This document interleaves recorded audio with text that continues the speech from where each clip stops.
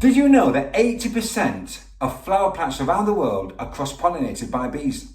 That's right, 80%. And although insects and the wind cross-pollinate other plants and trees, 80% of flower plants around the world is significant in terms of the ecosystem.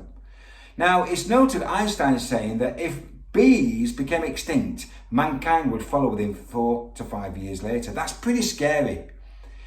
The reason why, if bees became extinct and there was no cross-pollination, this is what would happen. There'd be food shortages, crop production would cost billions, so an economic collapse. And then, more importantly than that, the ecosystem would spiral into chaos. It'd be totally destructive. It would take many, many years to recover from that. I say that to say, I'm sat on a mound of grass. I'm sat on a bench and I'm watching a bonny bee. It was a very productive bee, you could see, because the size of it, it had nestled itself into a small cluster of flowers and it was having a jolly good old time sucking up all that nectar.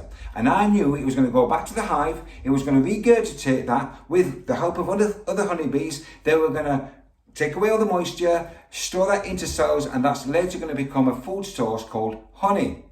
Now, as I was sat watching this bonny bee, out of the corner of my eye, I noticed a small bee, a skinny small bee, darting here, there and everywhere. It didn't seem to be very productive at all. It never landed on a flower, but almost just tiptoed, ballerinaing around all these flowers, but erratically all over the place.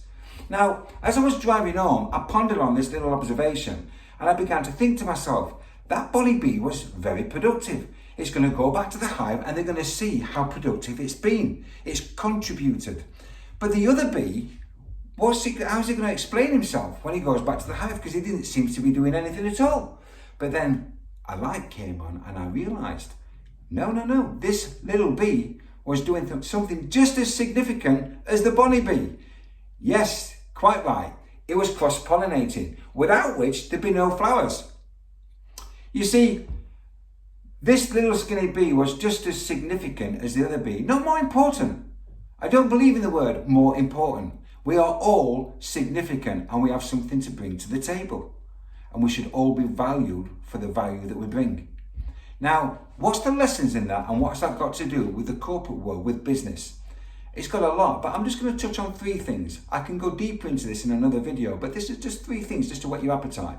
Number 1, don't judge. Sometimes in the workplace, and I've seen it for many, many years, people can judge others and criticise others thinking that they're not bringing as much to the table as they are. They don't bring the same kind of value as me. Actually, you've got your job role, you are bringing value, yes, but you don't know what that person's bringing. You see, from the janitor to the MD to the CEO, every single person's got a purpose within the business. And we bring value. So let's not judge. But number 2, why not communicate? Why not find out about that person and find out what they're doing? And then yourself will discover through relationship the value that they truly bring. And then there'll be a mutual respect for one another. And number 3, team meetings. Let's actively solicit input from people who are a bit more quiet. You know, maybe they're a bit more nervous, they don't want to come. I think it was Albert Einstein said, if at first the idea is not absurd, then there's no hope for it. If at first the idea is not absurd, then there's no hope for it. So let's be confident, let's bring our ideas, let's encourage others to bring their thoughts and ideas. And collectively, let's grow together. That's synergy. That's the power of synergy. That's the power of cross-pollination.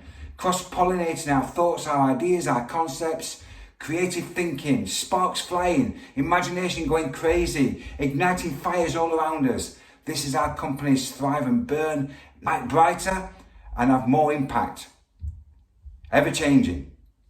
Hope that's helpful, and I'll see you in the next chapter.